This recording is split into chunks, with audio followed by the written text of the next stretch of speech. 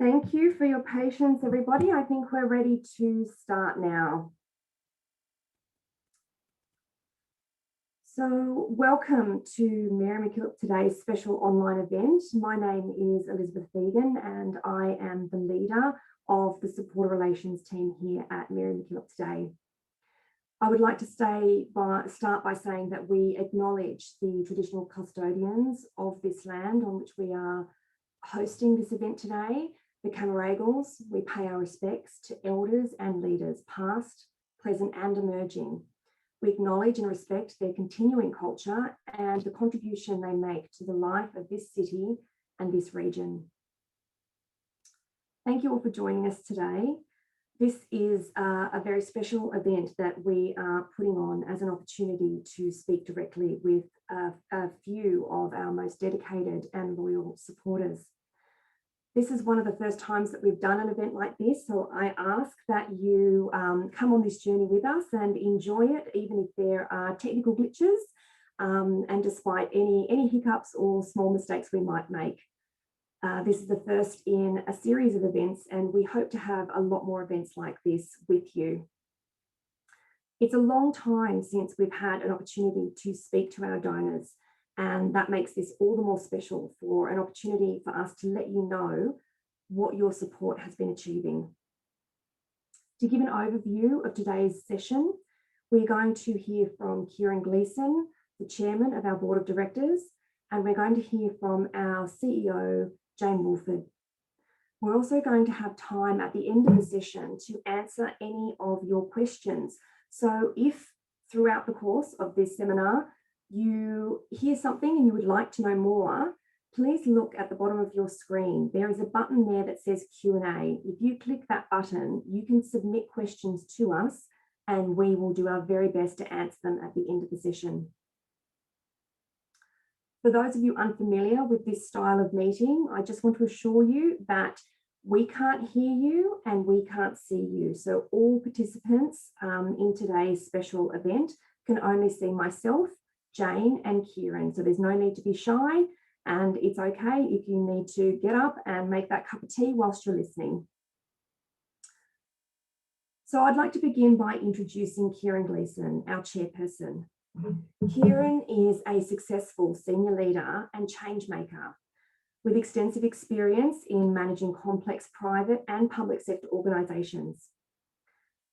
Kieran's career has included being the CEO of the New South Wales Health System, Chief Operating Officer of the Defence Support Group, a First Assistant Secretary in Climate Change, and the National Director of Corporate Services for Cavalry Healthcare. Kieran has also led large Australian aid-funded projects in Papua New Guinea and in Fiji. So welcome, Kieran. Handing over to you. Thank you, Elizabeth. And a great warm welcome to all of our supporters who are online today. And on behalf of our board, I want to extend our appreciation for the contributions you've made to what we consider the valuable work of Mary MacKillop. And as many of you would appreciate, I'm sure, Mary MacKillop Today is a ministry of the Sisters of St. Joseph. And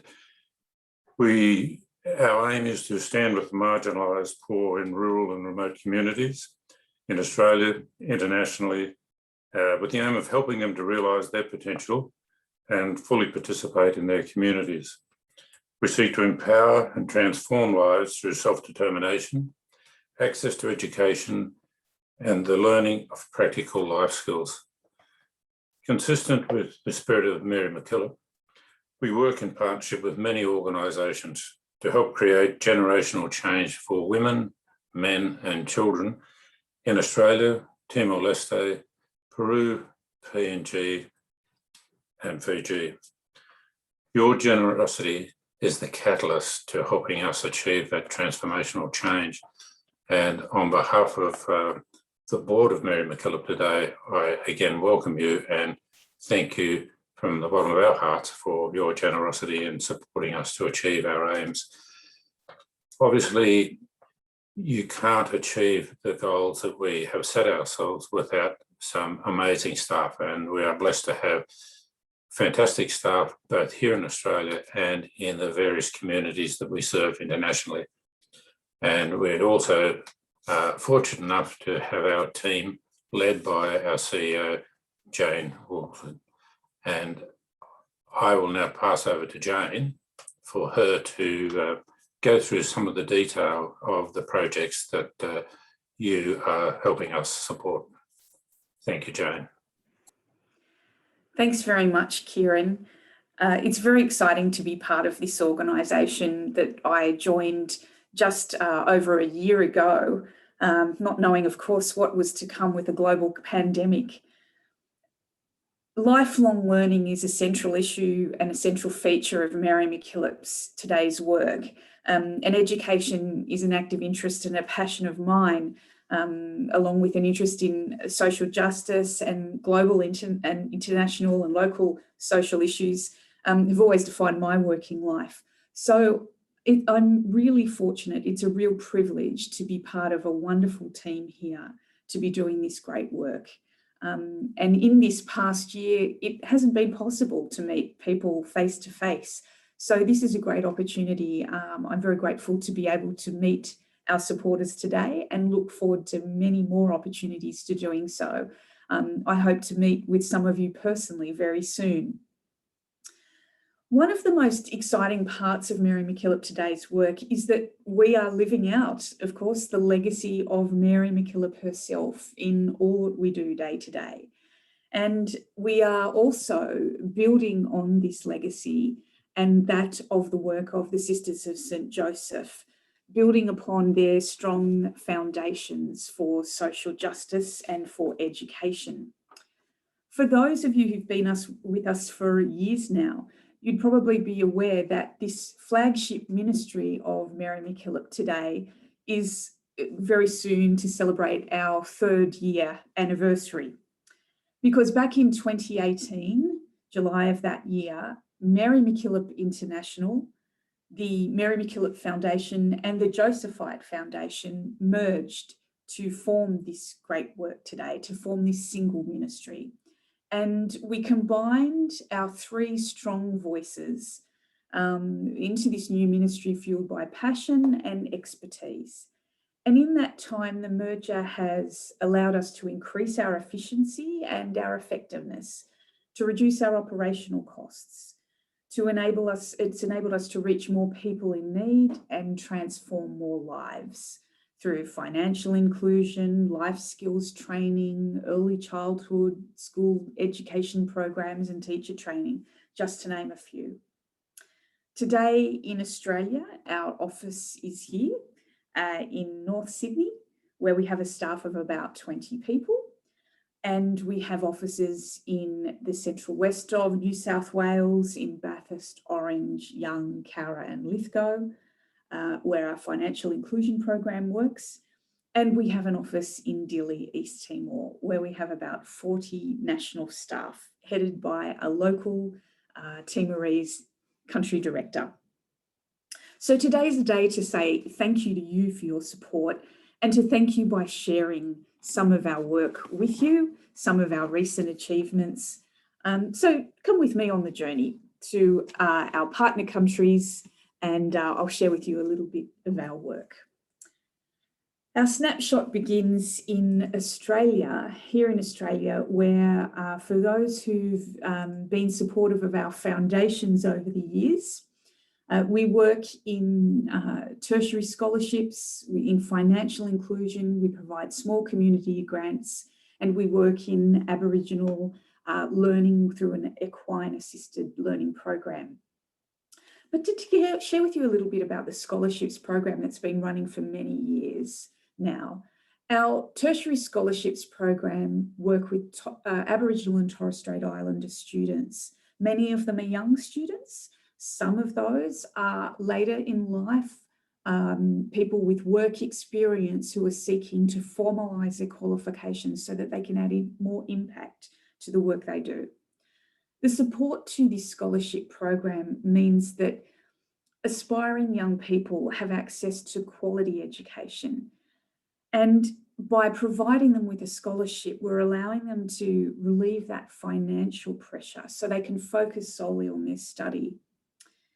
We're supporting entire communities too, because through one scholarship, we're helping those graduates invest their skills, often their skills and knowledge going back into their communities and back into enriching the work for Aboriginal and Torres Strait Islander peoples.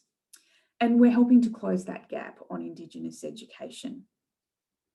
This last week, I received from one of the institutions with which we work their list of new recipients of the scholarships. So from Deakin University. And it was really wonderful to read about the 7 recipients. Can I share with you the story of one recipient who I won't use their name. I haven't got their permission directly to share that with you today, but certainly I can share with you their thoughts on receiving this scholarship and what it means to them. This particular recipient is a Wiradjuri woman who's actually 46 years old, born and raised in regional New South Wales, and who tells her story thus. She says, "My father and mother divorced when I was 4 after having 3 children. One of those children passed away shortly after birth. My mother remarried and had another 2 children, and my father remarried, having another 5 children." So she says, yes, I'm the oldest of 10 children, and I'm also the first to enrol in university and undertake tertiary studies on either side of my family. Going to university has always been a lifelong dream of mine, but not possible until now. I've not only put my dreams aside due to the support needed by my parents and my siblings, financially, physically, and otherwise, when they were growing up, but I've also gotten married, worked full-time, raised my own daughter over the last 20 years. So at 46, I'm now ready to take this plunge. I'm also the 3rd generation byproduct of the stolen generation in New South Wales. And professionally, I'm concerned regarding the increasing number of Aboriginal children being brought into care and the Department of Community and Justice's inability to recruit and retain Aboriginal staff that would assist in changing this trajectory. I firmly believe that to begin solving problems, you must be part of the discussion to influence change. So this particular recipient actually is employed in Aboriginal employment and consultation for the Department of Communities and Justice right now. This scholarship will allow them to formalise their knowledge and skills and understanding and have a greater impact and influence on the decision-making process, the political decisions that are made, and the actual outcomes for Aboriginal young people from this time on. So this recipient has said to us that the benefit of the scholarship is to them immeasurable. She says, "It'll allow me to focus on the goal of achieving a lifelong dream of a university education whilst reducing the financial burden on my family, and that the qualification will allow in my career for me to go on and make influential decisions and influence outcomes for Aboriginal young people." Just recently, we had one of the recipients come back and visit us. She just finished her medical degree. So she was a young person starting out when she got this scholarship. And we, with your support, were able to support her through the duration of that degree. She was about to start the very next day after visiting us, coming in especially to thank us. She was about to start in a big Sydney hospital and do her rotations. And her plan was to learn as much as she could in this next year as part of that employment, and then to take her skills back to regional Australia as a medical doctor. It was really exciting to meet her. Another one of our programs is the Financial Inclusion Program. And again, for those supporting us over the years through the Josephite Foundation, you'd be aware of this program. Financial struggles cause all sorts of deeper problems in the lives of many people, and it can feel impossible to break free. It's crucial that we provide help to people in need to stop the cycle of growing debt that they experience and to support them to take better control of their finances. So our financial inclusion program is helping low-income earners to move away from financial hardship towards stability and more meaningful economic participation. We do this through our no-interest and low-interest loans. Good Shepherd Microfinance in turn support us to provide this program to so many people in New South Wales. We are providing small loans, and through that, people can make an immediate difference in their life.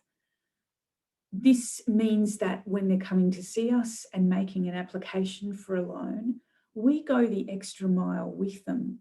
We help them to look through their finances, look at the debts they maybe have, help look at their income and how they can map that out better. So as they apply for this loan, a loan that can make an immediate difference in their life, they're actively becoming part of a system that allows them to pay back the loan in a very realistic way at low interest, and to provide that inspiration that comes from actually managing their funds in a supported way.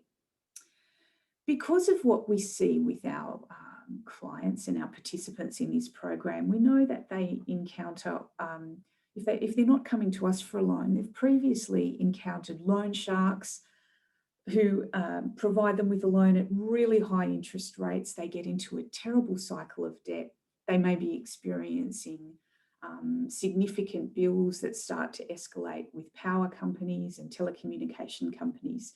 So we support them by also advocating for the unjust and unfair repayment schemes they encounter. We'll make calls with them to those services and look for more fair and reasonable payback systems for them. And because of this, we've realised that in the long term, budgeting experience and training in these things really will make a big difference to their lives and prevent these things happening to the participants. So as part of our financial inclusion program going forward, we want to do a series of budgeting workshops. We've already started to pilot these workshops and trainings, and we're getting an extraordinary response to the invitation to participate. We're getting small organisations contact us to run these programs and continue to run them.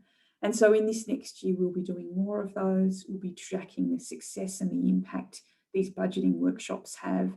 And we look to expanding this program with your help so that we can bring in more preventative measures and support to people in this way to improve their financial literacy and improve their budgeting so they don't get into these problems in the first place.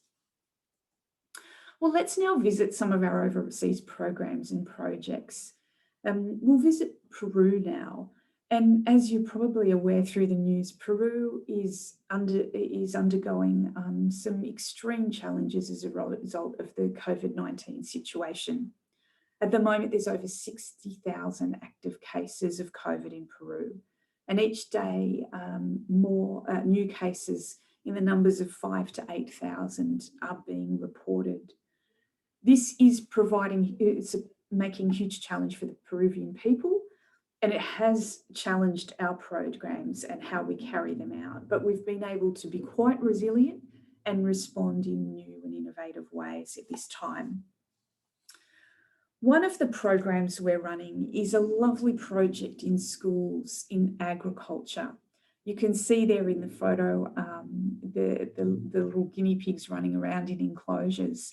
Our program there works in schools with children and their teachers, teaching them about good nutrition, supporting them in better practices around growing vegetables, and they grow those vegetables within the school, and then doing some animal husbandry as well. You may not know, guinea pigs are very tasty and they're a great source of protein. They're very good animals to breed for this purpose because they grow quickly and there's a quick turnaround in the breeding of these animals. So with this program, children are learning how to support their own nutrition, and we give them seeds and tools to do this work with. We train them, and those lessons that they learn are immediately able to be taken home into their families as well. Recently, we had a Zoom connection with Sister Charo, one of the Peruvian Josephite sisters there in Peru. At the time, she was stuck in a remote community where this program was happening. And she told us that the program was particularly pertinent now because the challenges that families were facing in terms of making an income, being able to go out into the streets and trade in their small markets, and the things that they traditionally relied on were much more difficult happening right now, so that families were actually relying on this program running through the schools to give them that extra nutrition, access to vegetables and the things that were being grown there. So we can see that that program is very, very important and something we want to continue despite the pandemic. I'm not sure if you've heard of our Ethica project as well. Ethica is also something that has its long-term source in Peru. Many years ago, the Josephite sisters in Peru realised that the women who were taking part in microfinance programs, who were part of training programs, were building their skills in handicrafts. And they started to purchase some of these handicrafts and bring them back to Australia and sell them.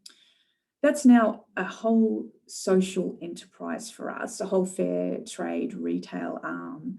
And if you haven't come across our products before, you can jump online and Google Ethica and you'll find the beautiful website there, and you're able to purchase some of the beautiful handmade alpaca products. And as it's coming into a winter, it's a great time to do that. Beautiful ponchos, scarves, beanies, mittens, and other handicrafts are available to purchase online.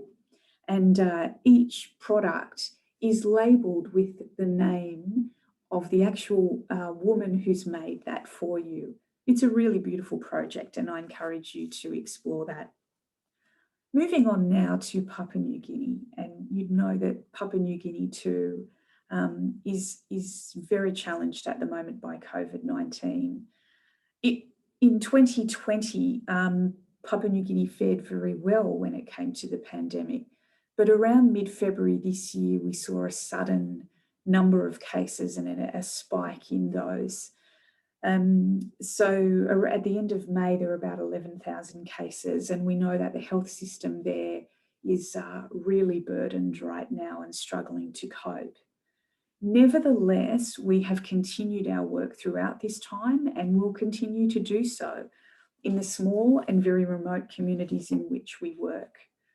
One of those programs, we work in partnership with Callan Vanamo at the Inclusive Education Resource Centre.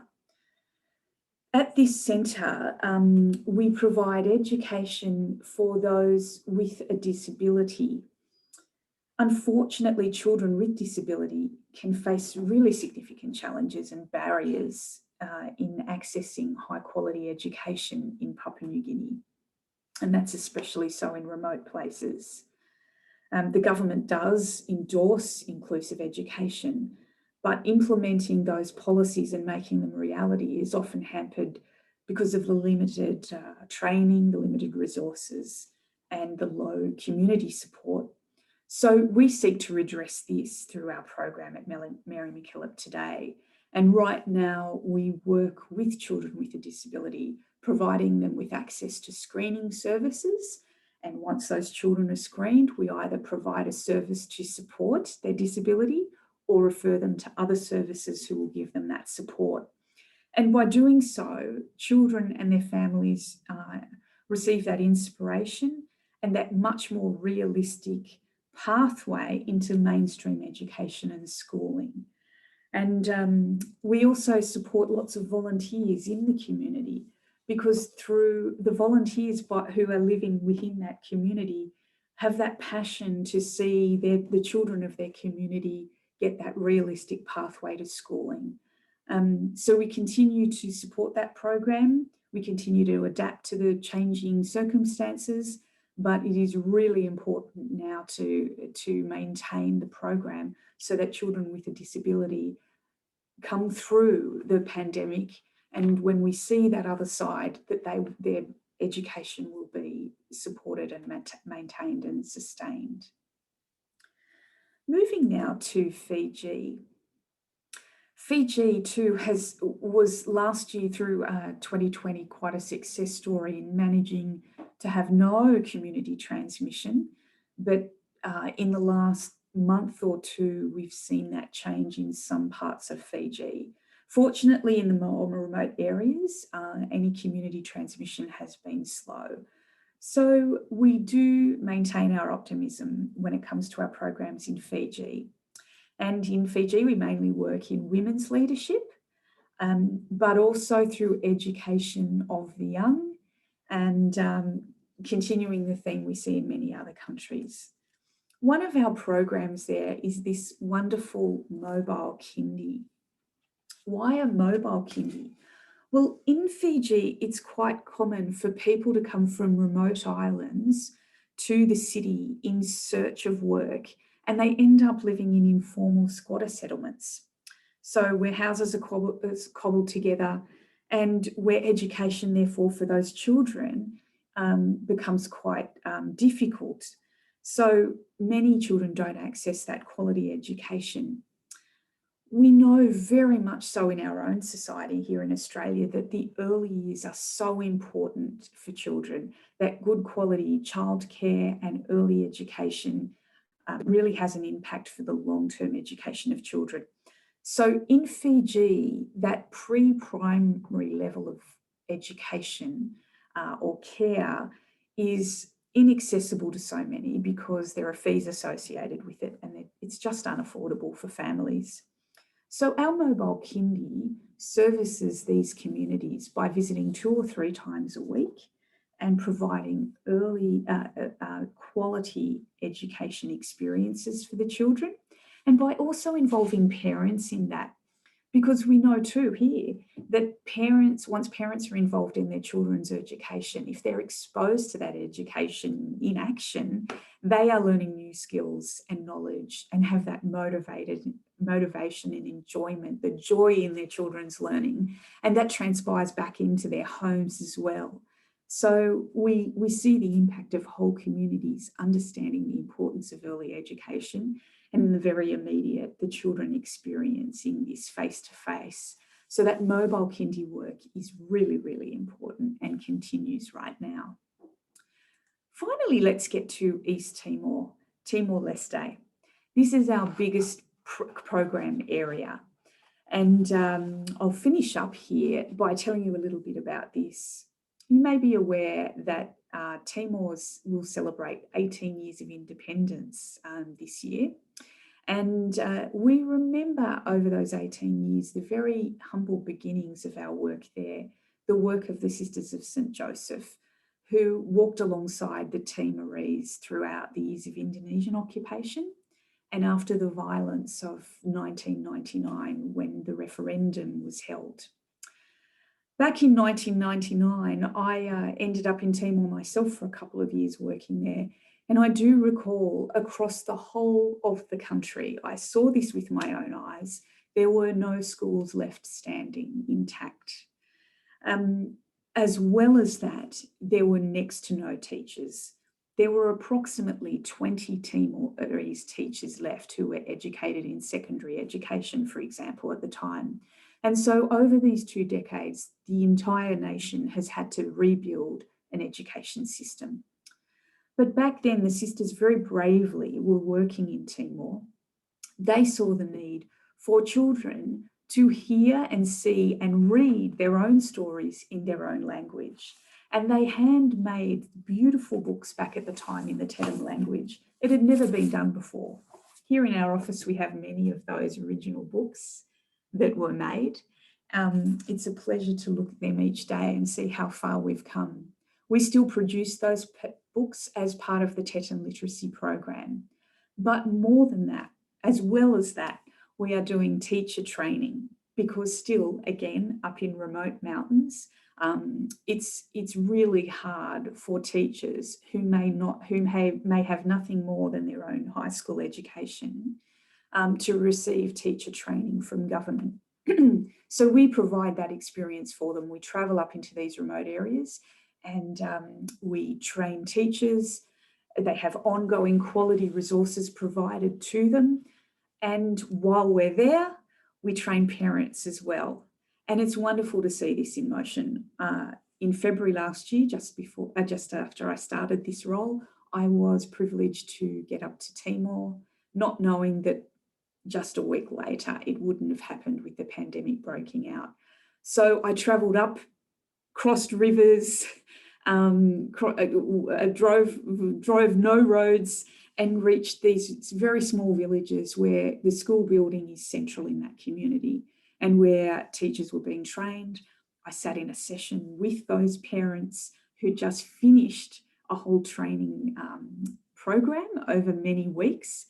And as part of that, they delivered their assessment. And their assessment was to take in turns a time leading a classroom group in the skills that they had learned around literacy. So I sat in the back of the room watching a group of children participate as each mother or father took part in presenting their skills, and the students sang and recited verse and answered questions and played games, all that were designed to bring innovative education into their classroom. And it was amazing to see the pride of the parents who had also learned these skills and who were now in their home so much better equipped to encourage their children's learning in a country where illiteracy is still such a huge problem. So it's great to look back on those wonderful programs and to see that we can still carry these programs out right now. The other part of this program is a health literacy training program. So when we visit these remote communities, along with training teachers, training parents, providing these beautiful books and other resources for children in their own language, we also run a health literacy program. And that goes back to all the basics. We know that by training the teachers to encourage their children and have regular reminders and regular sessions of things like even washing hands properly, the impact of that is to see diseases like diarrhea, which still, outbreaks of which still are so devastating in small communities and even still cause death today. They are reduced dramatically. We train people in mosquito-borne diseases, how to protect themselves from these things. We know that dengue fever is a very big problem in East Timor and many other countries. And so protection from these things are very important as well. But in this last year, we've been able to pivot that program and extend it. And of course, build on the back of it by providing COVID health literacy, by providing COVID education about the realities of this virus and how to protect people from this. So that's been a very important program. You can see there on the slide the Australian Aid logo. This particular program is supported by the Australian government through the NGO Cooperation Program, and we're very grateful for that. And working in partnership with them in this past year, they've been very generous and realistic with their support in saying where we need to amend our programs to be agile and respond, it's very important that we do that, to know that we can continue the program and again come out the other side of this pandemic with our programs and communities still in place, to not lose the ground we have made in these programs. So that's a little bit of a snapshot of some of our programs across the globe and of course here in Australia. We very much thank you for the support you provide to that. As Mary said, we every day here at Mary MacKillop Today are privileged to find happiness in making others happy. And I hope today having a little bit of an insight into our day-to-day work brings you that happiness as well. I'll pass back to Kieran now, who's going to speak about some of our future work and hopes and dreams and challenges. Thanks, Jane. And I can, as you could tell from Jane's very passionate presentation, there's a huge variety of work that we're undertaking. And I suppose if I could just talk for a few minutes from the board's perspective, we see that we have an obligation to continue the legacy of the Sisters of St. Joseph. And to do that, we are very committed to ensuring that Mary MacKillop Today is sustainable into the future. If we're not, we just won't be able to assist the many people that we are working to assist with at the moment. One of the ways that we see a practical way in doing that is by providing good governance. And a step in that way was the achieving accreditation with the Department of Foreign Affairs and Trade. That demonstrates that we are a valued and trusted partner of the Australian government. It also entitles us to receive funding under the flexible funding, under the Australian NGO cooperation program. In return for that, for every $5 we receive from government, we commit to providing another $1 towards that. So again, we're very grateful to all of our donors, all of our supporters, because that helps us then to assure that our programs continue to function smoothly.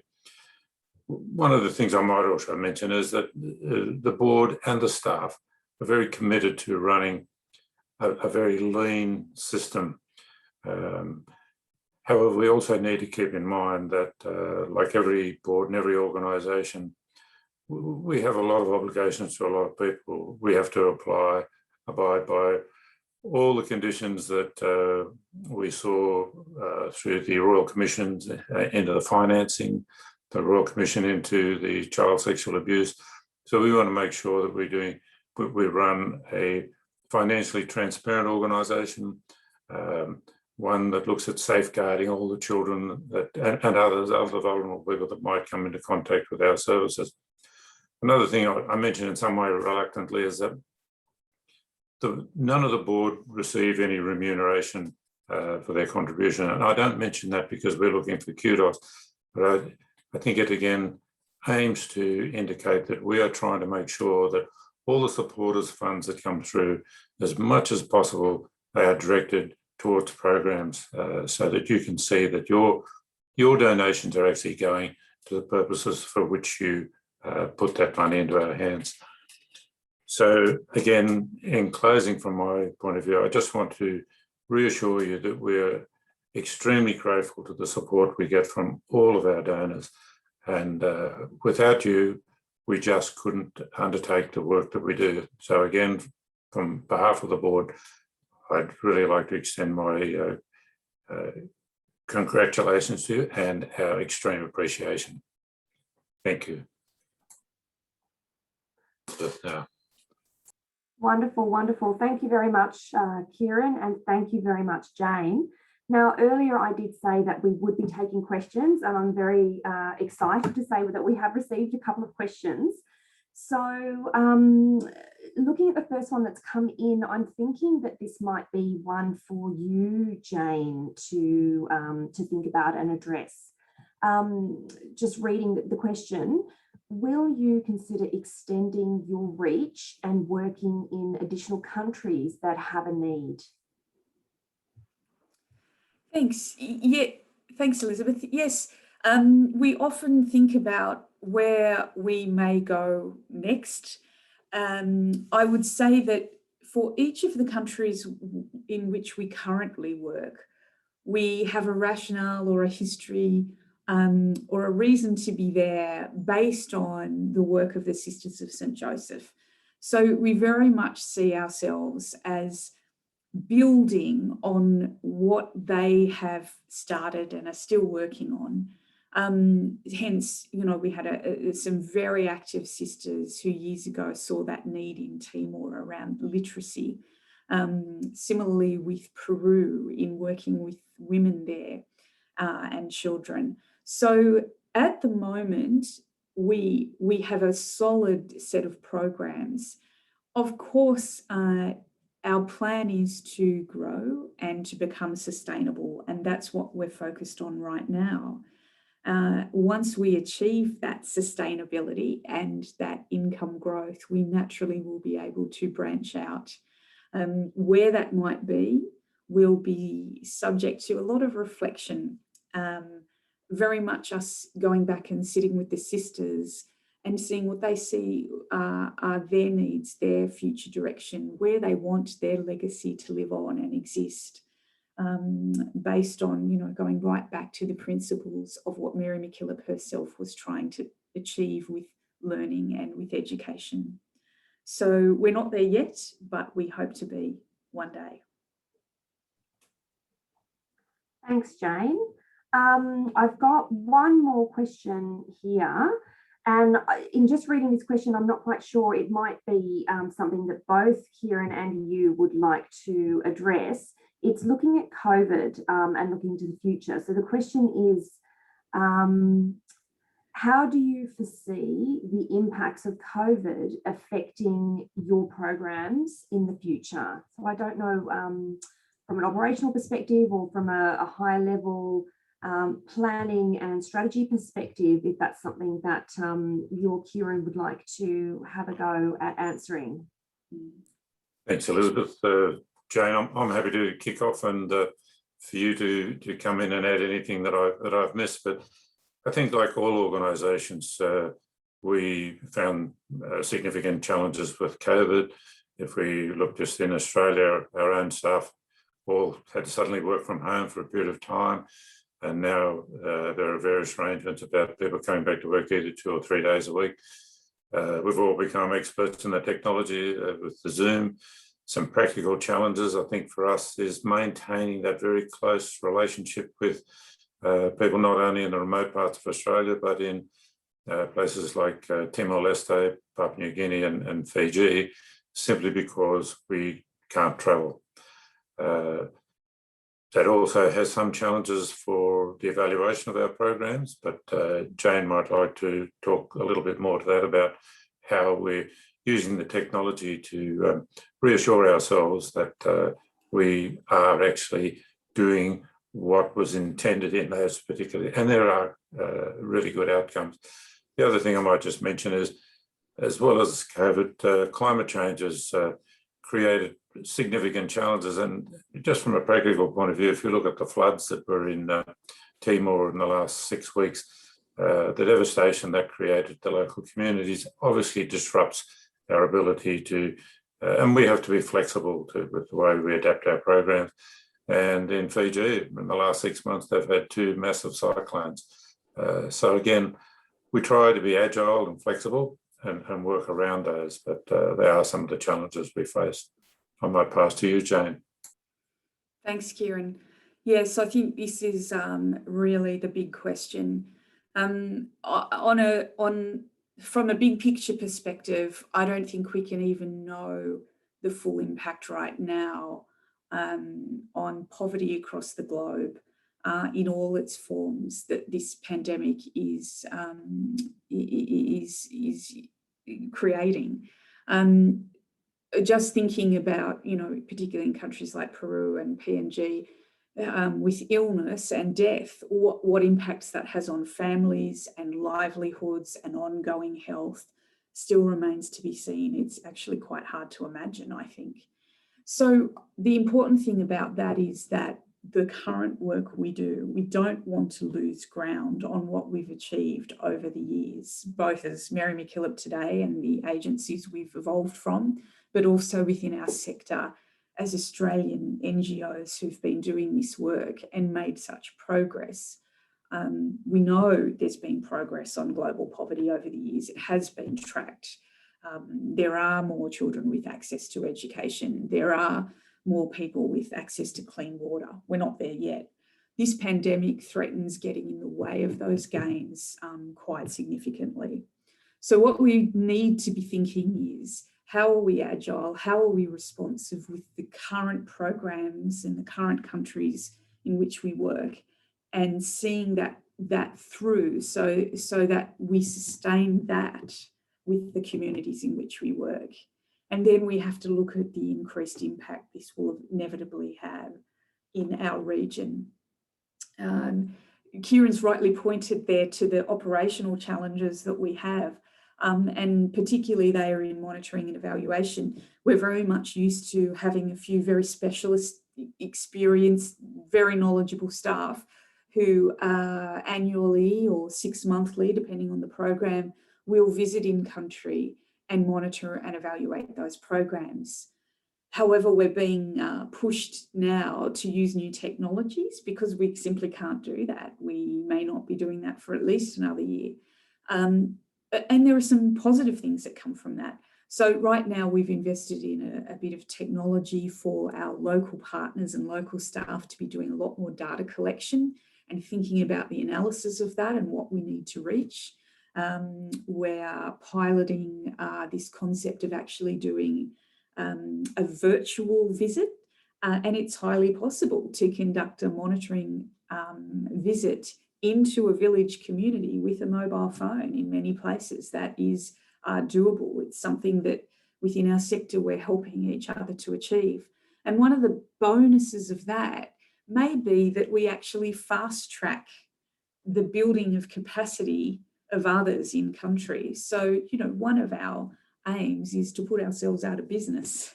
You know, our investment in local community organisations to implement our programs is also to help them build their skills and their capacity over time so that they don't need our support into the future. So we may find through this pandemic, it actually helps us to fast track that there's more self-reliance, that there's more sustainability within organisations. And the other point that Kieran's talked on is really important, climate change. We are seeing that.